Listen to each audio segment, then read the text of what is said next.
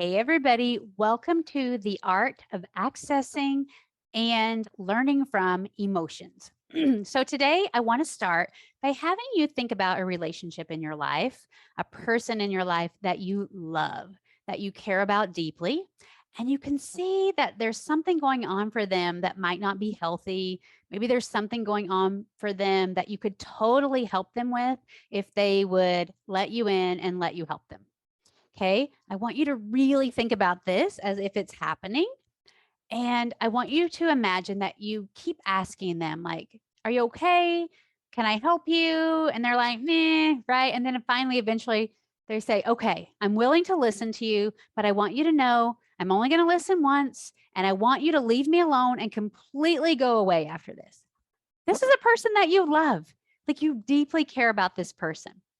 I want you to imagine what that's like. What does that feel like? And you're like, "Oh my gosh, I love you and I want to have a closer relationship with you and I know I can make your life easier. I know I can help you carry some of this. I know that I will be able to really serve a strong purpose in your life if you will let me in and help you." And they're like, "Nope, you're going away. I'm listening, but that is it. You're done." That's what we do with our emotions. Have you ever heard the phrase process the emotions? Let's just process through this. And I say that too, but most people say that, like, let's just process through this with the intent that the emotion will disappear, that it will go away, that we will eradicate the discomfort. I want to offer to you for this class today that we don't want to approach our emotions with the intention of getting rid of them. If we do that, we are missing the point. Now, when we listen to an emotion and we learn from an emotion and we access it and create a better relationship with it, often it will subside. But that is the byproduct. If our intent is to get it to go away and leave us alone, then we're starting out in a place of resistance. We're starting out in a place of scarcity. Like, my body just can't handle this.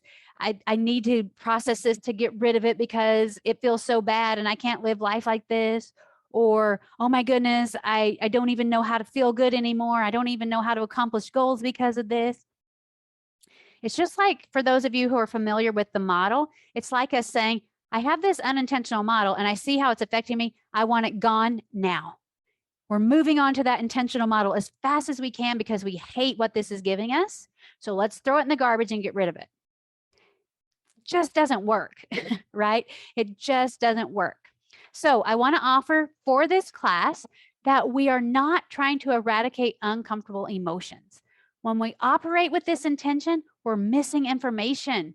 Our relationship to self is compromised and we're in scarcity mode. Okay.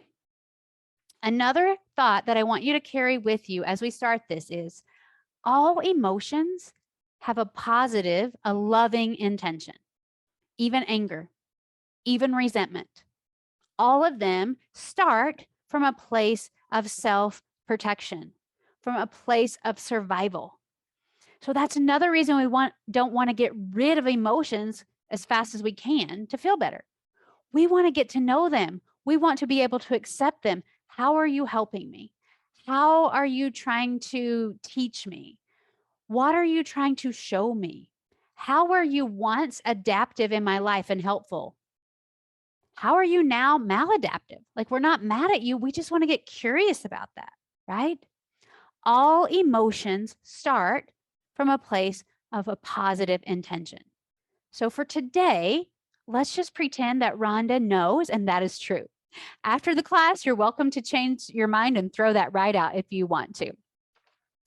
I want to talk about how we access the brain differently when we welcome and understand our body and the emotions that our body is experiencing, right? Energy is just, or excuse me, emotions are just energy in the body. That's all they are. When we focus on something, it starts to shift. We can look at the observer effect. You can Google that, or the double slit experiment. You can Google that. But basically, what those experiments or effects teach us is when we focus on something, whatever we're focusing on starts to shift. Okay. Notice I don't say it eradicates and goes away. But when we can focus on the body, when we can focus on the energy in motion, which are emotions in the body, we start to access them differently. They start to shift, they start to move, they start to open up. And what we know is when our emotions, those vibrations start to shift, then we can transmute them. Lower vibrations, more uncomfortable vibrations can be transmuted into more comfortable vibrations, right? It can happen, but that is not our intent. So I'm going to talk to you a little bit about the brain. When we focus externally, when we focus on models, like writing them on paper, we're focusing on circumstances. We're focusing on what other people are doing, what caused us to feel that way, what caused us to think that way. We're writing it on paper. It's beautiful. It accesses that higher brain thinking, that prefrontal cortex. We want that. That distinguishes us from the animals, right? That we can think about our thinking. However, when we focus inside our body, internally on the sensations, the vibrations, on what's happening inside of us, which we're going to do 2 exercises later that will give you examples of what I'm talking about. So get ready for that.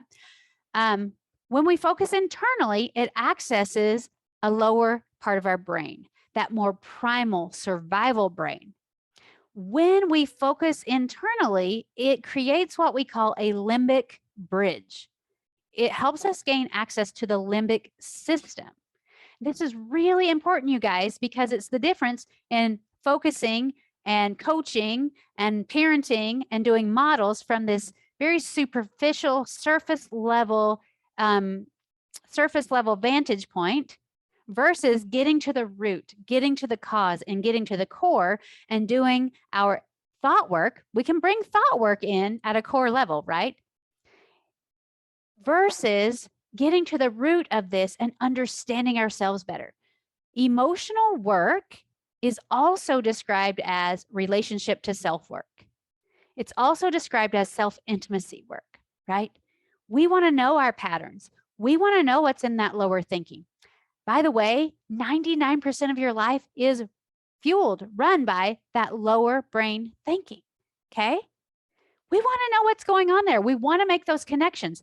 We don't get rid of the thought work. We don't get rid of this prefrontal cortex work. We keep it, but we also don't ignore what's going on down here in our survival primal brain. When we can access our emotions, access our body, we're bringing those together, okay? The limbic system functions, I just looked this up on Google, so I'm just going to read it to you. The limbic system functions to facilitate memory storage, memory retrieval, to access and establish emotional patterns and emotional states. It links the conscious to the subconscious, which is what we were just talking about. I have this client. He's this C-suite, corporate, high-achieving male, right? His life looks perfect and beautiful on the outside, yet he feels very unfulfilled in his relationships, especially in his marriage and other places.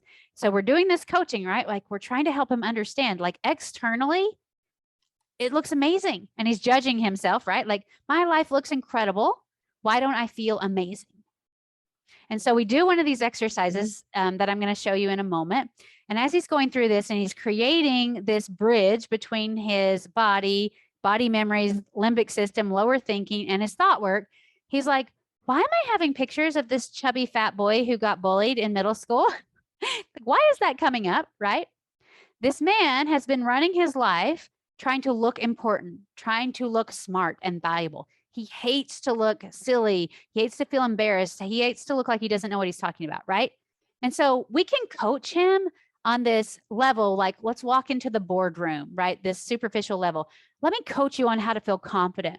Let me coach you how to show up with as much value in the room as anybody. Let me coach you when you go home to your wife to access this part of you that is soft and loving. Like we can do that. Or we can make this connection and say, oh, your body learned that it was not safe to look vulnerable in social situations. Your body learned that it was not safe to open up and let people in that way.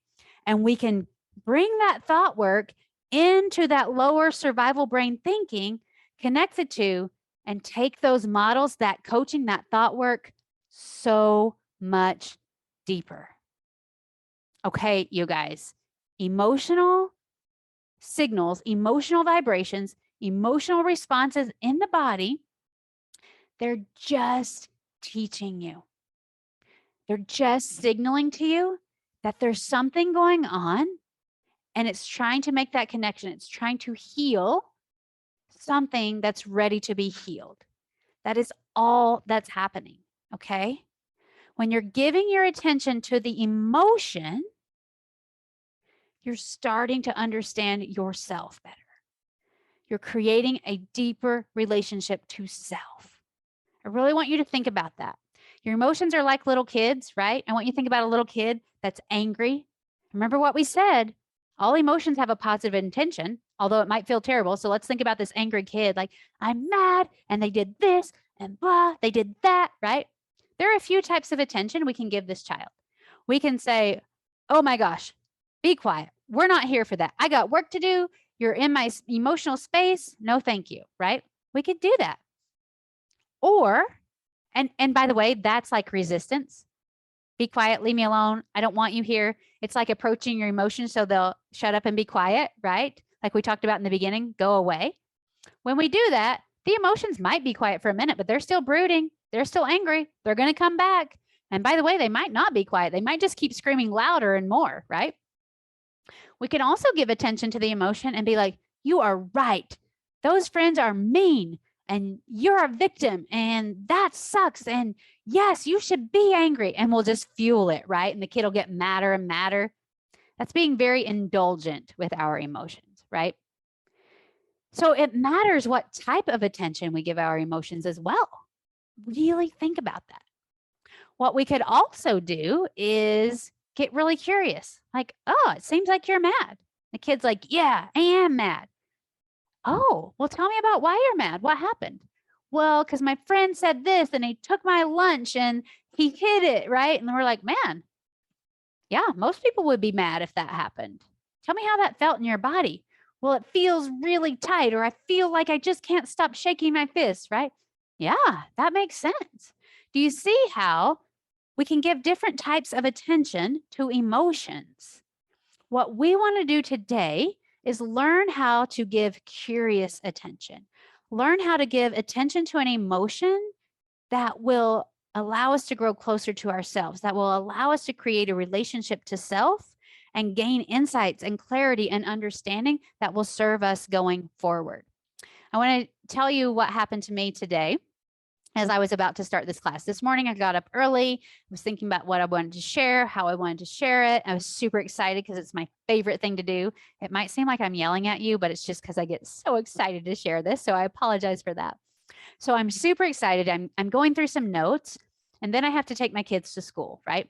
And so I'm thinking about my kids and I'm thinking about my class. And all of a sudden, I was like, I'm going to have to be unavailable for them. Like if I were to get a call or something. And I was like, okay, it's fine. I'll just put my phone on do not disturb. I do that when I coach my clients all the time anyway. And then my brain starts going, but what if there's an emergency and your phone's on do not disturb? Like, okay, like somebody forgets their lunchbox or something. Like my brain's doing this. I'm having this back and forth. And then I start getting visions like bones being broken and popping through the skin, or maybe a car accident. My brain's like, these terrible things could happen, right? And then I noticed it, right? Okay, my brain wants attention. It's feeling kind of divided and it's getting some anxiety and worry. And so I'm actually pretty good at this. I feel anxiety and worry in my life a decent amount of the time. So I didn't really have to stop and coach myself on this one. Though the first few times I felt like this, I did, right? But I've gotten to a point now where I don't really have to do it as much. So I was just like, okay, I hear you, brain. You have a good intention. You're feeling worried. You're feeling a little anxious. You're just teaching me that you care about your kids and you care about your clients and you care about this work. And those are in conflict right now. And I was just like, I hear you. You're trying to keep me safe. You're trying to keep me like kind of small, right? Worried about what it might be like to get on this call today and share all these things. Maybe you're trying to shut that down and say it's not worth the risk of being on do not disturb for an hour. I don't know. Brains do crazy stuff, right? But I was just like, I hear you. Welcome. Thank you for trying to help me. Thank you for trying to protect me. Your brain's always trying to protect you, right? I hear you. And then it just kind of settled down. And then I told my husband about it. You know what my crazy brain's doing this morning? And I told him about it, right? And we kind of were like, oh yeah, that's what brains do. That's how this started. Okay, if you've gotten this far with me, I want you to know that I forgot to push record when I was on the live call. So this until the middle of it. So this part is going to abruptly transition into the actual call. And that's okay. I'm not going to make that mean anything. I'm not going to get nervous or anxious about it because you still have the beginning of the call that I just went back and recorded. And now you have the somatic and emotional access. So go ahead and come on and ask questions about what we just talked about that limbic bridge, about not trying to eradicate the emotion. All right, Trisha is talking. I'm just going to go in. Yes, that sounds like the inner child work I do with my clients. 100%, Trisha. Absolutely. That's what we're doing. We're accessing things that are inside. And Trisha, yeah, if we want to take this a little bit further, I actually do this with my clients too. Then we'll go in and we'll witness that chubby little middle schooler who is getting bullied, right? And we'll create a relationship there, and we will just be with that for a moment and learn. It's very closely related. Anybody else have any thoughts about why we don't process emotions to get rid of them? Anybody have any questions about connecting to the limbic system and that limbic bridge? Okay, I'm moving on. Feel free to raise your hand or type in the chat box as we keep going. Here's what we know to be true if we do this work long enough with our clients or with ourselves. Every emotion has a positive intention.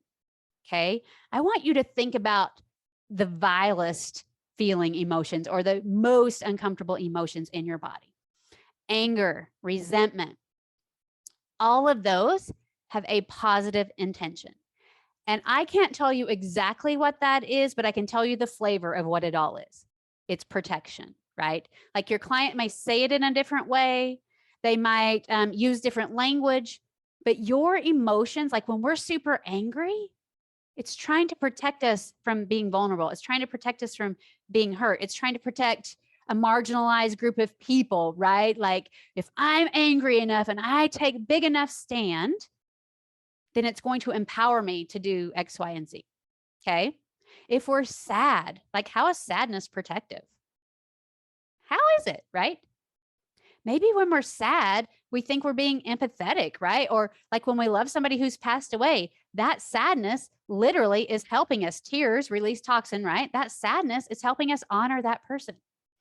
We don't have time to dive into all the emotions, but I want you to develop this as a foundation of your emotional work with yourself and your clients.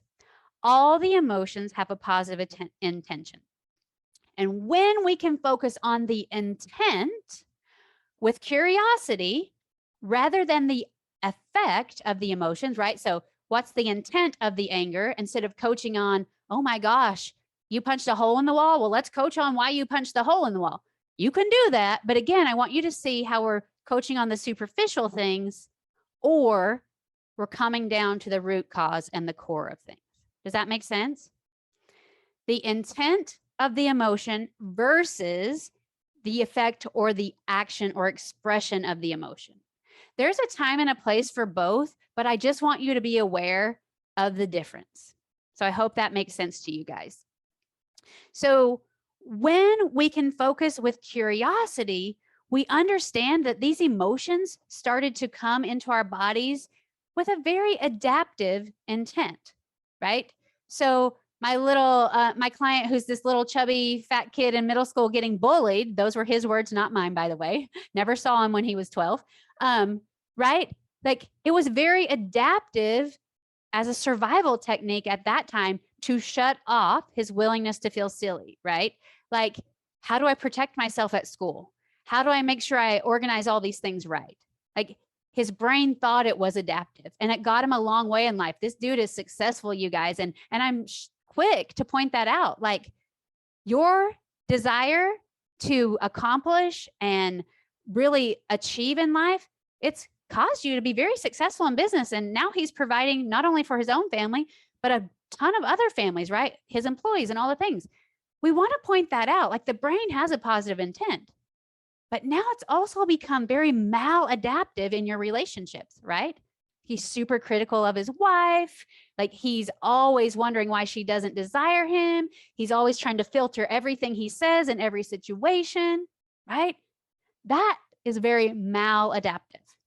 So I really want you to think about that. Emotions start with a good intention. And when we recoil from those emotions and tense up our body, we often start to hold them on the inside.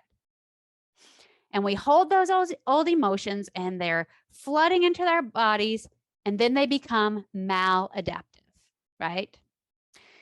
So uncomfortable emotions are now a signal. I really want you to think about that. Uncomfortable emotions are a signal that there's something going on. There was an intention that's probably good, but might now be maladaptive.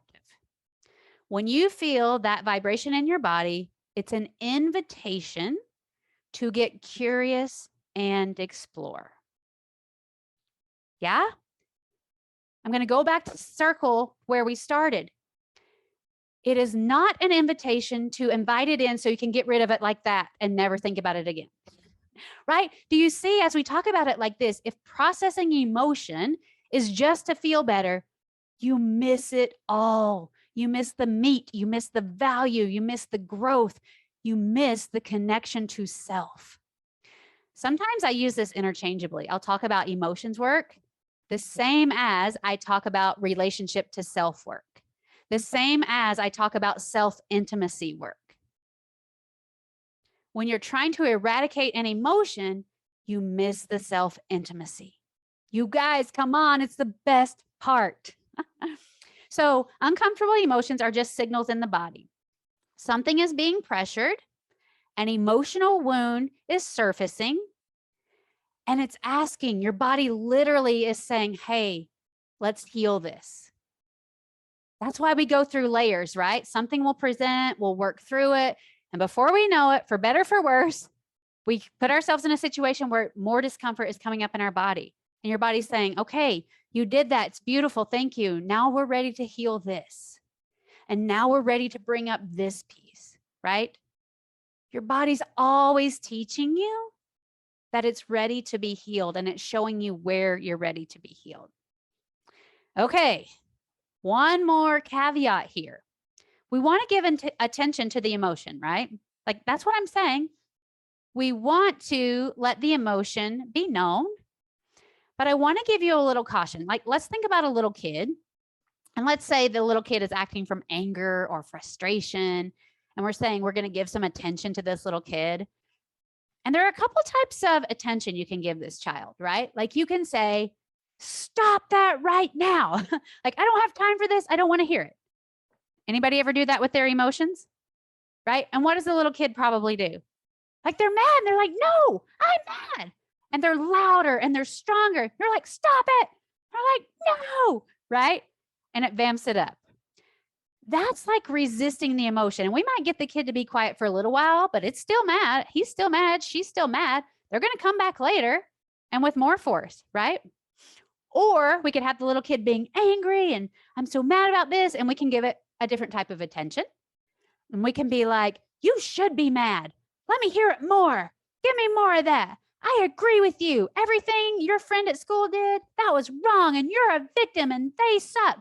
And the kid's like, yeah, and more, right? And they're screaming. And they're like, mom's on my side or dad's on my side, right? And it vamps them up.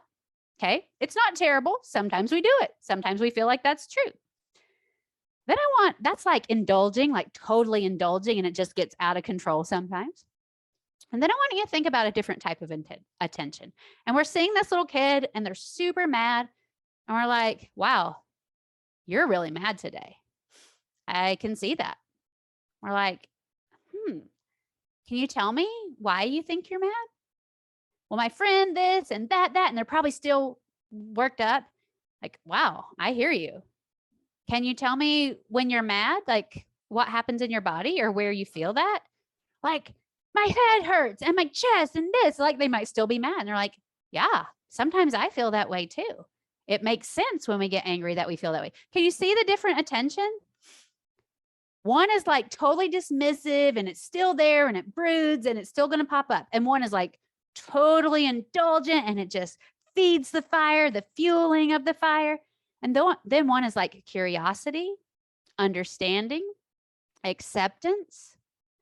That's where we want to be with ourselves and our clients, our children, our spouses, right? Like whoever we're working with. Actually, though, let me just say, I don't recommend coaching your spouse unless you have permission. And even then, tread very, very cautiously. Ask me how I know at a different time. We won't get into that. But so today, that's what I want you to consider. We're going to give attention to the emotion, but we're going to do it in a way that's curious. Meredith says, I thought the body was trying to protect you from the feeling of pain. Or I guess that's what the brain is trying to do, not the body. Yes, Meredith, that's a really good distinction. Your body will react to the thoughts, right? Like your brain is like, we can't handle this. And sometimes your body thinks that too. Oh my gosh, this is too much. That felt so uncomfortable and I was bullied. Or when I saw a snake, it terrified me and I never want to see that again, right? And our body will be like, no, right? But the difference is, Meredith, when we relax and we give it the kind of attention that is curious and understanding and accepting, then the body feels comfortable and we teach the body that we can handle it. Like we're literally teaching the body that it's okay to feel the range of emotions, the range of vibrations. And that's when the body starts to teach you, this is the next level. So that's a really good distinction. If the body doesn't feel safe, to feel, it will close down and protect in that way. Yes. Zelda, did you have a question or a comment? Sorry. Yes, I did. So I was just going back to your client. So did he come to you because he was saying he wasn't happy even with all of the success, or was it because of his relationship to his wife and his family, that whatever he was successful here wasn't translating into that relationship? That's a really good question. He came because of his relationship. He Okay. realized that there was a disconnect, though he couldn't articulate why. And he came with a lot of judgment. Like, there are people who would give anything to live my life, right? Like, I have the external things. There are people who would give anything to be here. Why am I not happy? Why can I not connect with her? Why do I feel like she doesn't desire me? Why? And maybe it was more like, why doesn't she desire me? Right? Like, because he totally felt like she didn't. What we're getting to is, why don't I desire myself and accept myself? Right? And when I'm able to give that version of me to my spouse, but also everybody else around me, it's a completely different relationship. Good question. Any other thoughts or questions before we move on? That's powerful. Thank you. Yeah, totally. Thank you for asking. Anybody else? Okay. I want to give you an example of what happened to me today. And then we're going to do 2 emotional and somatic exercises. But I was preparing for the class early this morning, and then I had to take my kids and drop them off at school and all the things. And I started thinking like, oh my gosh, this is what the brain does, you guys. I started thinking like, oh my gosh, what if my kids need me during that 1-hour class, right? And so I was like, oh, it's fine. I'll just put my phone on do not disturb, which I always do. I don't know why I had to go through this. I'll put my phone on do not disturb and I'll get back to them later, right? And then my brain's like, okay, that's all fine and good, but what if it's an emergency, right? And as soon as my brain said emergency, then it started envisioning like broken arms with bones sticking out, like car accidents, like crazy crap, you guys. Like, I'm all excited and I can't wait to talk to you and share this with you. And then the crazy talk started happening, right? Because I know my brain pretty well and I have a pretty good relationship with my anxiety and my chatter, I was like, I hear you. I'm doing something I absolutely love, and you're trying to warn me. It's my survival brain. You're giving me some anxiety. You're giving me some self-doubt. You're giving me some worry. Right? Like, I didn't really have to go in and coach myself at that moment because I've done it so many times. I was just like, I hear you. Yes. You're trying to keep me safe. You're connecting to my limbic system, right? Because I started feeling the nervousness or whatever. I just heard it. I answered it. I understood why it was there without judgment. I just want you guys to know I'm not trying to be arrogant, but I'm really good at emotional work. I have spent years diving into it at the deepest level for myself and my clients, and it still happens over benign things that are totally made up.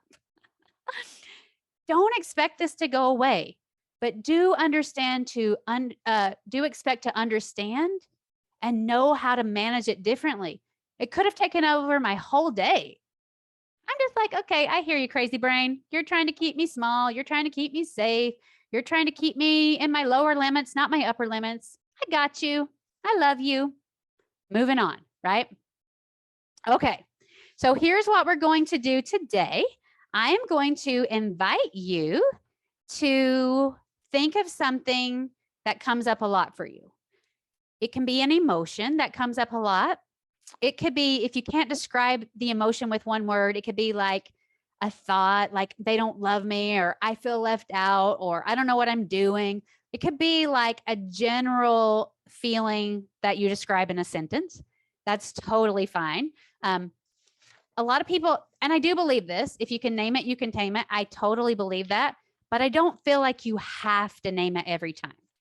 We get a little caught up in that. Okay. So those of you who are my writers, I encourage you to try to feel it in your body first. And if that doesn't happen, we're not going to judge you. You're not going to judge yourself. You're just going to get your pen and paper out and you're going to write. But just see if you can access the body first. And if not, I got another somatic exercise after this that will work on getting in tune with the body. Okay, everybody got it? You have your emotion or your thought. Oh, wait, before we go on, Heidi says, how does this apply to feelings I have, depressed, hopeless, that come with menstrual cycle? Heidi, that is a beautiful question. I want to come back to that. But for now, I'm just going to say sometimes we don't take into account hormones, right? And if you're a certified coach, you know what circumstances the C line facts are. Sometimes I will just put that in my circumstance line and I will recognize that my body is having a hormonal response. And that's okay, right? So it's just like what I said. Can we accept that our body is going through that circumstance? And then what do we want to think about it? So for me, my body was feeling anxiety and worry when I was thinking about this class and my kids. I didn't even try to coach myself out of that. I was like, yes, that's what the body does. That's what the brain does. So for you, yes, that's what my cycle brings. What I would do if I were in your situation is I would start learning my patterns. Like, what day in do I usually feel this way? And how long do I feel that way? Right. And I would focus from that place of curiosity and an understanding instead of trying to eradicate it. So, yes, this is the part where Trisha is saying, yes, beautiful. Okay, for those of you who just came in and joined us, we're thinking of an emotion that we feel often. And even if you can't name it with one word, that's totally fine. We're just going to think of something that comes up. Like, I often feel like I don't belong, or I often feel rejected, or I often feel like I don't know how, or I'm not smart enough. So go ahead and have that as your intention. And I want you to just close your eyes. And if you can't feel this into your body, just write it on paper and answer some of the questions that I'm going to ask. But I want you to take a deep breath in. And then as you blow that breath out through your mouth, just relax your shoulders. And I want you to imagine that you're in your favorite place. Only you know where that favorite place is. Outside, inside, maybe a place you've never been, but just feel yourself there. I want you to totally relax your body. And then I just want you to open your heart, open your abdomen, open your mind, and just say, welcome to the emotion that you've already set the intention for. Welcome to the part of you that you're willing to explore. And in your mind, you don't have to say anything out loud. Just say, you're welcome to be here. Thank you for coming. I just want to get to know you and hear what you're trying to tell me. And I'm going to sit quietly for about 30 seconds to 1 minute. And I want you to notice, get really in tune with how it feels if you can. And if you can't feel it, we're going to do a different exercise for you later. But how does it feel? How big is it? Does it move? Is it stuck? Is it warm? Is it cold? All the information. Now, here's where I want you to not only access the emotion, but let's just see if your emotion is willing to talk to you. As if you were communicating with a real person inside of you. Ask the question, what are you working so hard to protect me from?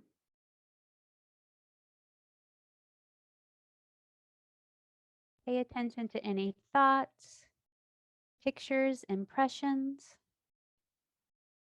Those of you who are my journalers, just go ahead and write this out.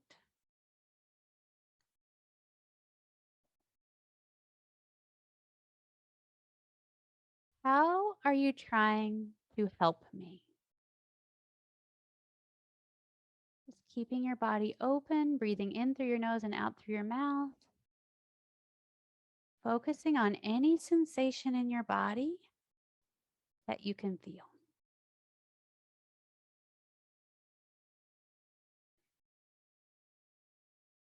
And let's just ask, why is this so important in my life right now?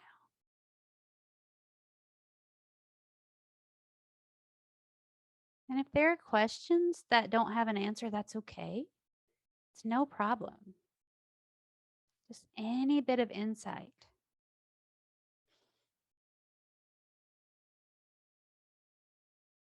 What are you afraid of if you stop trying to protect me? What is this emotion afraid might happen if it stops doing this job?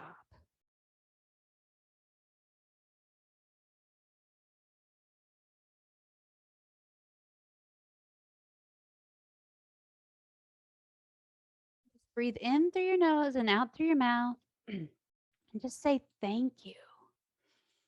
Thank you, and call this emotion by name or call this thought or feeling by name. Thank you for teaching me. Thank you for showing up.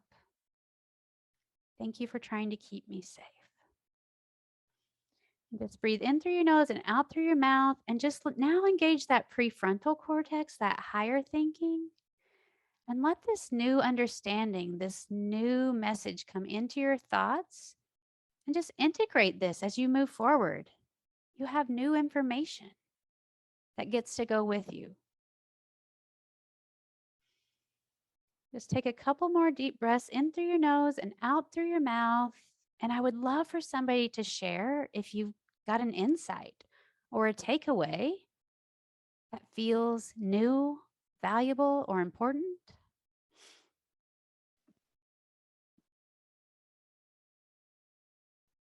Yes, Bonnie, absolutely. Go ahead, unmute yourself. Okay, well, I thought I was going into this activity with disappointment. Yeah. But when I got in there, it was like inadequacy. And when I asked, so why is this so important? Like, what are you trying to protect me from? I was surprised at actually the thought that popped into my head. It was like, so that you don't overwork. Because I am also a CPA, and when I own my own practice, like on an off week, I'm not even, and I don't say this bragging, like this is anymore, but like 60 hours a week was a normal week for me. Yes. And 90 hours a week during busy seasons was a normal week. I didn't even think anything of it. I was like, whatever. And so it's like that emotion of inadequacy was like, no, like I just want to make sure you don't overwork. So I'm going to make sure that you feel horrible about yourself so that it doesn't happen, right? Bonnie, thank you for sharing that. So I want you to think about two different ways to approach this. We can feel disappointment and we can feel even inadequacy, and we can be like, oh, Bonnie, let's coach you on doing more in your coaching business. Oh, Bonnie, let's coach you on putting your message out or whatever. Or we can say, what's really going on here? Thank you for trying to preserve my energy. Thank you for warning me that I really don't want to live in burnout, right? Thank you. And now that we know that, we can coach on, like, what do we want to do so we don't work more hours than we choose? What do we want to do so we don't go to that place? Do you see how the models are totally different and deeper when we access the body? Bonnie, inadequacy and inferiority, those are two of like my best friends. They talk to me all the time. Sister, you are in good company here. Thank you for sharing. Who else? Who else had a thought? Meredith, yes, girl, tell us. Okay, so when you had us go to our favorite place and then invite that, my feeling was fear, and invite that to my favorite place, I had a very, like, I just started crying because I don't want that place. I don't want my favorite place invaded by fear, which was big and black, right? I want to keep it like it's kind of a place I can just forget about everything and be who I really want to be. And so I kept listening to the questions you were asking, you know, what is it trying to protect me from? Why is it so important in my life right now? So what my fear is trying to protect me from is criticism. And in that moment, I recognized that the fear was actually on my team, right? Like it is not the separate thing invading my space, but it's actually the part of me it's on my team and it's looking after me, right? It too doesn't like criticism, so to speak. So like we're united in that. So it really did bring like a unified feeling rather than like stay out of my favorite place, you know. Thank you, Meredith. So I love what you said. You just perfectly exemplified what we said in the beginning. All emotions have a positive intention.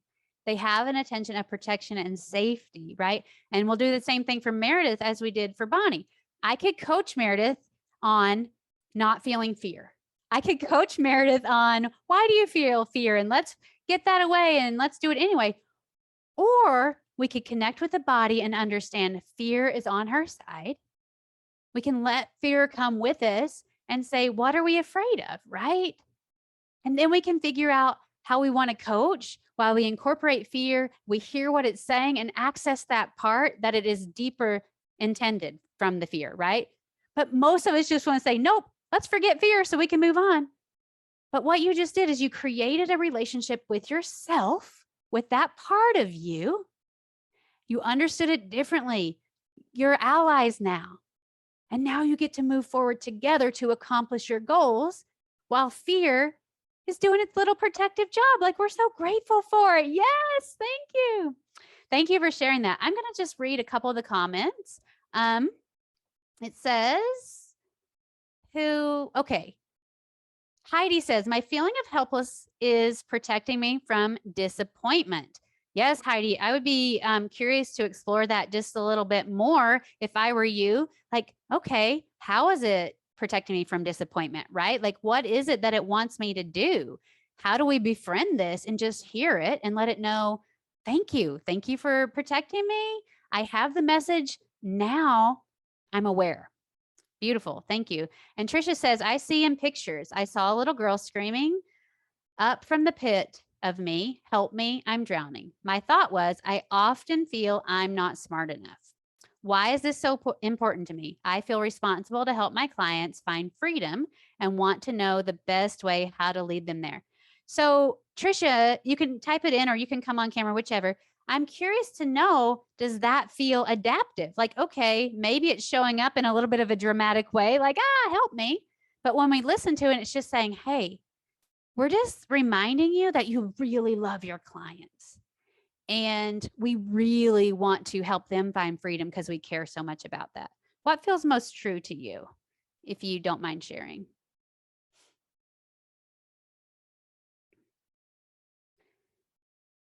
As Trisha, I think we're waiting for a response from her. As we get that, she said, probably that I really do care. It's a good thing. Yes, totally. So when our body says like, yeah, this is important to us, instead of saying, oh my gosh, I'm so scared, I'm drowning, I don't know what to do, we say, oh my gosh, I love my clients and this matters to me. I want to coach myself at the highest level so I can show up for them. I want to approach things in the way that feels most in alignment with what's best for my goal, our clients and myself, right? I've said this before, but I'm going to say it again. Every time you feel an emotion, I actually learned this from Abraham Hicks, but every time you feel an emotion, it's just like a stick. One side of it is telling you what you don't like and what you don't want and what feels terrible. And one side is simultaneously telling you what you do want. If you're angry about something, you feel that discomfort. And it's also saying there's something on the other side that you want, or you wouldn't be angry, right? If we can access and tap into that emotion, just like Heidi said, her feeling of drowning also showed her she cares so deeply, right? And she described it as a good thing, exclamation point. But all emotions have two sides. They have what we don't like and don't want, and they have what we desire and do want, if we will tap into them. Okay, friends, we have 15 minutes left, and I want to save time for some questions about this next exercise. This is more of a somatic experience, so we're not really trying to access an emotion, although that might come up. We're just accessing the body. A lot of people have trouble feeling into the body. So before we get started, just with your eyes open, I want you to touch your stomach, like your lower belly, and I might refer to that as the gut, right? And then I want you to touch your heart space, like center, not actually where your heart is, your physical heart, but this heart center. And then just both hands on your head, just feel it. We're just making a feeling, a body mind connection by feeling. Okay. We're going to breathe breath into each area of the body. I know your lungs are in your chest, guys, but I really want you to think about this. Now, just go ahead and close your eyes and relax. And we're going to breathe into the belly, into the gut area. So breathe in through your nose and just expand your belly, expand the gut, and then breathe out through the mouth. Okay. We're going to breathe into the belly, expanding, and out through the mouth. You're just really expanding that gut space as big as you can. Just getting to know where it is. And now on your next breath in, I want you to change your focus to your heart space, your chest. Just expand the chest with every breath in as deeply as you can. And then blow it out through your mouth.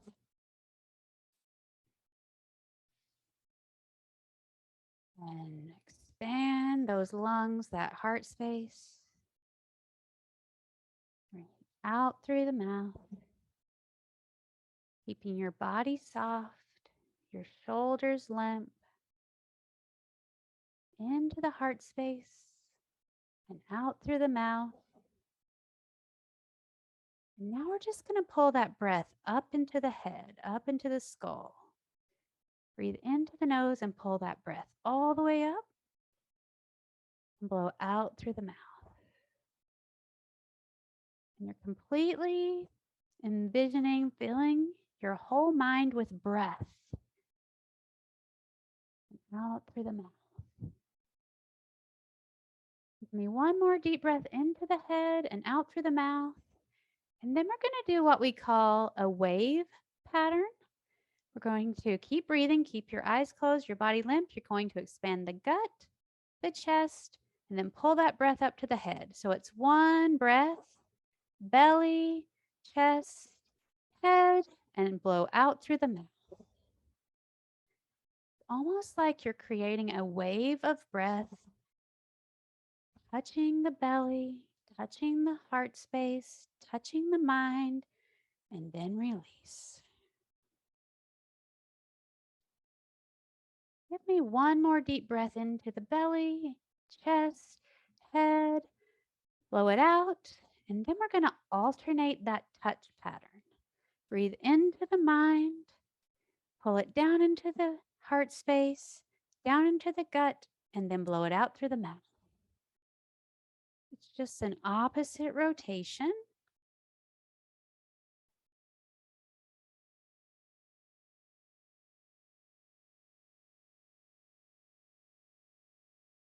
Now I want you to return to a regular pattern of breathing in through the nose and out through the mouth, keeping your body completely soft.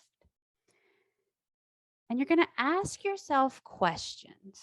We're starting with the head space. All of your attention is on the head. We're going to ask the head, what do you think about this emotion or this part of us that we just accessed in our other exercise?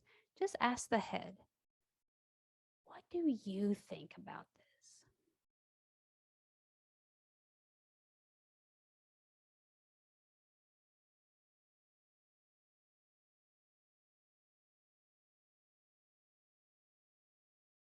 Let your brain have its chatter or its thoughts. Let that headspace tell you what it thinks and feels. Just take about 10 seconds and let the brain know we appreciate its thoughts, its concerns. And then we're going to focus on that heart space. If it feels comfortable, maybe just place a hand over the heart. Now we're just going to ask the heart, what do you think or feel or want me to know about that emotion or that theme that keeps running through my head, that part of me?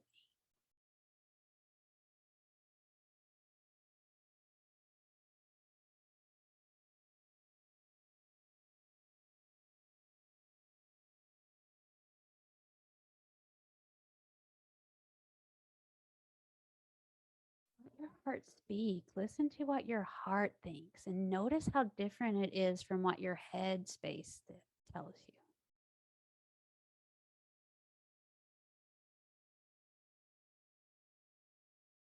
It's going to take a few more seconds to finish up our heart conversation.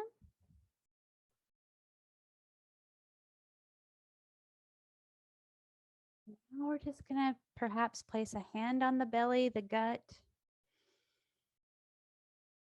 You're just going to focus on that gut and you're going to ask, what does my gut want me to know about this? What does my gut have to say?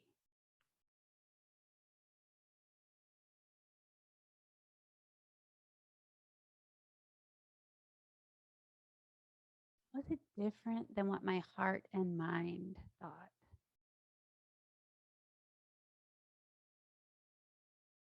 Some people have more trouble accessing the gut. So if you're struggling here, it's okay. Just stay with it. It's quite common to not be in tune with the gut, which sometimes symbolizes intuition, and that's okay. But if that's happening, just notice it. Like maybe I don't have as much connection with the gut.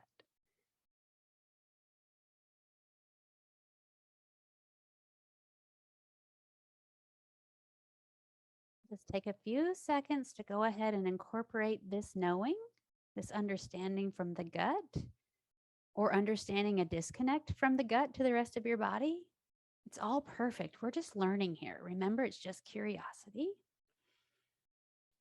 Take a few deep breaths in through your nose and out through your mouth. And then I want you to open your eyes, and I'm going to give you 2 minutes to write down any messages, any insights, any clarity or understanding that just came from that somatic experience. And those of you who are watching the replay, pause the video if you need to and take some time to really let that come out. And those of you who are on here live, after we get finished, if you have time today, really let this come out and integrate this again into your knowing and understanding, creating a stronger relationship of self moving forward. I want to give credit to this exercise. I took something that I learned from BB Hansen in a somatic training course, and I just adapted it to my work. So it's a thought baby. Those of you who know about those, an idea baby, like I took my work and their work and just adapted it.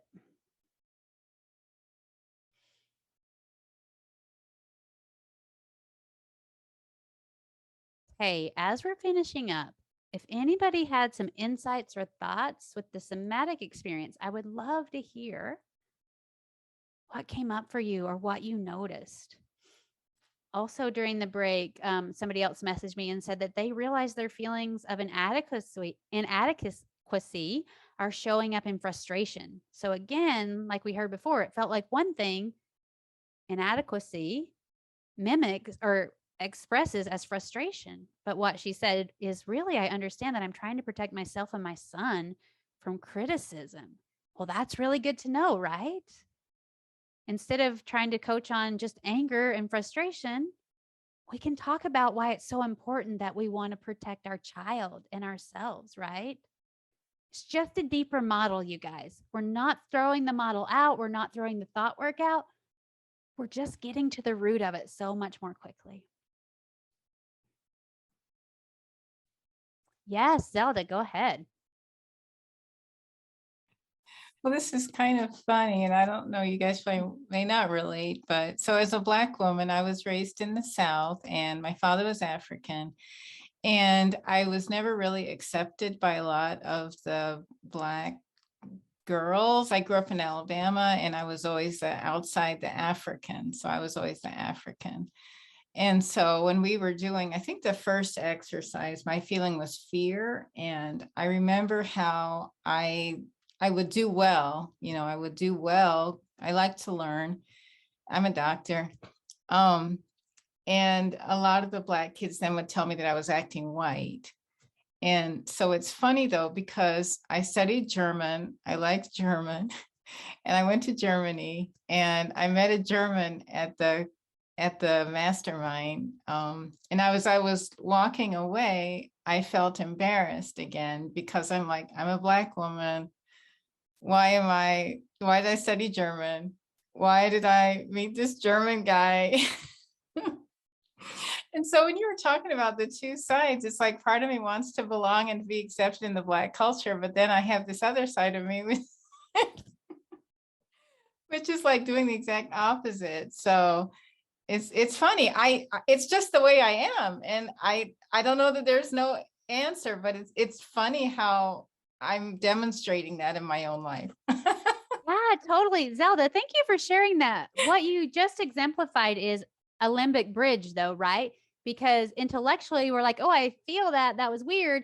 But your limbic system is connecting to those experiences as a woman of color, as a child who often felt like she didn't belong, who in fact was told sometimes, you're acting white, but that's not who you are, and experiencing like the projection of these other people.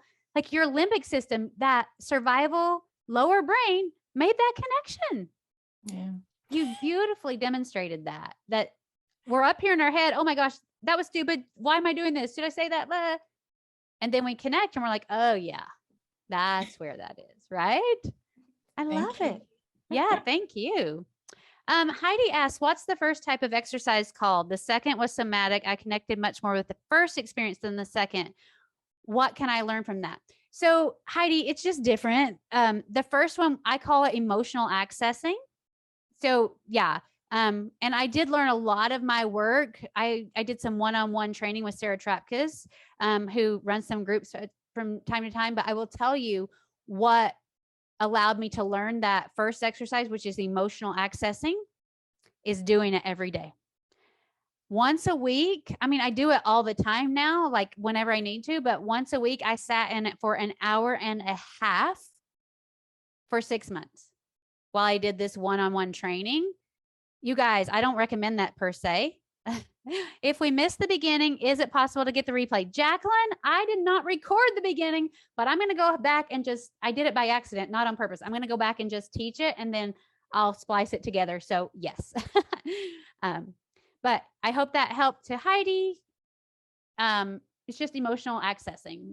And some people will call that emotional processing, but if you were here at the beginning, they call, I don't like that term in the way we sometimes understand it. Lindsay, yes, you have a question. You're so welcome, Christine. Hi. Yeah, I was just wondering, so that first exercise where, we're getting people to kind of connect with their body and then asking them questions, like if you were doing that with a client are you asking them to tell you their answers or just kind of internally find the answers? How does that work when you're doing with the client? Yeah, you can do it either way. Okay. Obviously, people on the call had some takeaways and I didn't do that. And when you're in a group setting, it's really difficult to do that. No, yeah. But when I do it with my clients, yeah, I'm having them talk back to me.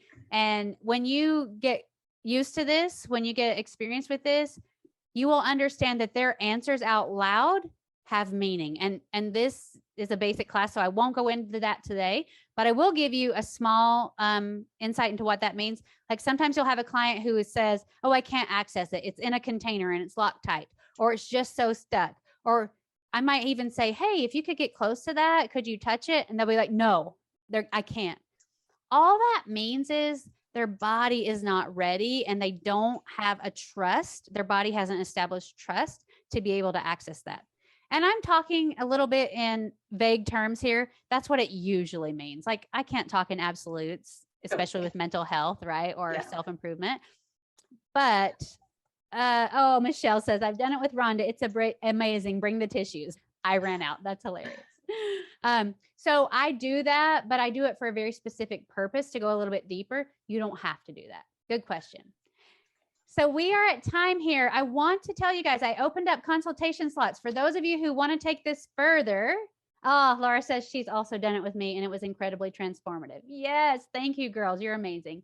Get on my calendar. Actually, I'm going to go ahead if you're still here and just put my calendar link that you can copy. If you want to do a consultation with me, you can totally take this to the next level, you guys.